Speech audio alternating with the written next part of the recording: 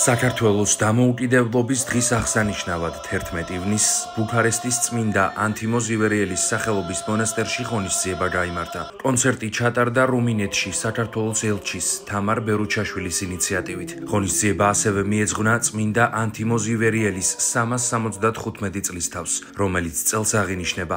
ორგანიზატორთა განმარტებით, როგორც პატივისცემა ორი ხალხის კულტურული, რელიგიური და ღირებულებითი კავშირების მიმართ, საქართველოს საელჩომ აირჩია ქართული წარმოშობის იერარქის, წმინდა ანთიმოზ ივერიელის მონასტერი. ღონისძიებაში მონაწილეობა მიიღეს მონასტრის მგალობელთა გუნდმა და ქართულმა ანსამბლმა ჰერიომ. კონცერტს ესწრებოდნენ საქართველოს ელჩი რუმინეთში თამარ ბერუჩაშვილი, წმინდა ანთიმოზ ივერიელის სახელობის მონასტრის წინამძღვარი არქიმანდრიტი ვიჩენცო ობორეკანუ, მისი უწმინდესობის რუმინეთის პატრიარქ დანიელის მრჩეველი არქიმანდრიტი პროტოსინგელი ავგუსტინე კომანი და რუმინეთის საპატრიარქოს საინფორმაციო სააგენტო ბაზილიკას ხელმძღვანელი არქიეპისკოპოსი ნიკოლაი ეფტიმიუ. ანსამბლმა ჰერიომ შეასრულა ქართული საგალობლები. წმინდა ანთიმოზ ივერიელის სახელობის მონასტრის გუნდმა კი დამსწრე საზოგადოებას რუმინული საეკლესიო ჰიმნები წარუდგინა. საქართველოს ელჩმა მადლობით დაასრულა მიმართვა რუმინეთისა და საქართველოს მართლმადიდებლური ეკლესიების მიმართ და გამოთქვა სურვილი, რომ რუმინული გუნდებიც ჩავიდნენ საქართველოში. ამ ღონისძიებას რუმინეთის საპატრიარქოს ტელევიზიამ სიუჟეტი მიუძღვნა.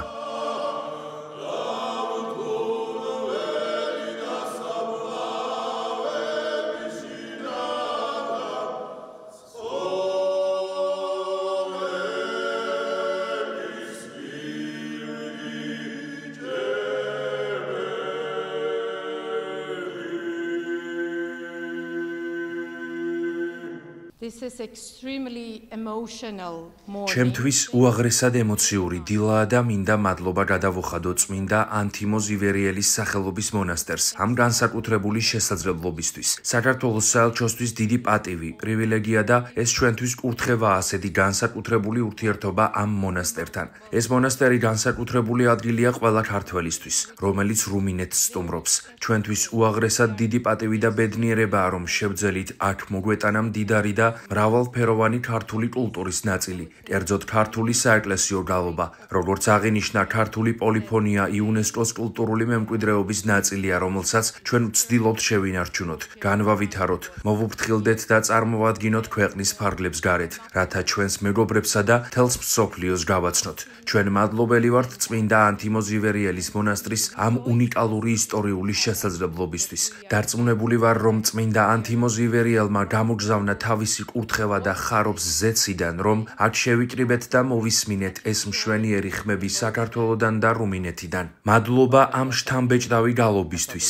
ძალიან ცოტა რამ არის სათქმელი, რადგან ყოველი საეკლესიო სიმღერა ლოცვაა. მიხარია, რომ ღონისძიება სულთმოფენობის, ანუ 50-ე დღის დღესასწაულის შემდგომ დღეებში შედგა, რადგან სულთმოფენობა ერთობის დღესასწაულია მრავალფეროვნებაში და ის, რაც ჩვენ დღეს აქ განვიცადეთ, ორი გუნდის მოსმენისას არის დადასტურება იმისა, რომ მართლმადიდებლობა განსახიერებულია ადგილობრივ ღირებულებებში, ადგილობრივ კულტურაში და ის მოწოდებულია მის გასაღმრთობად. მინდა მადლობა გადავუხადო მის უნეტარესობას, პატრიარქ დანიელს, რომ დაალოცა ეს ღონისძიება, რომელიც დღეს წმინდა ანთიმოზ ივერიელის სახელობის მონასტერში გაიმართა.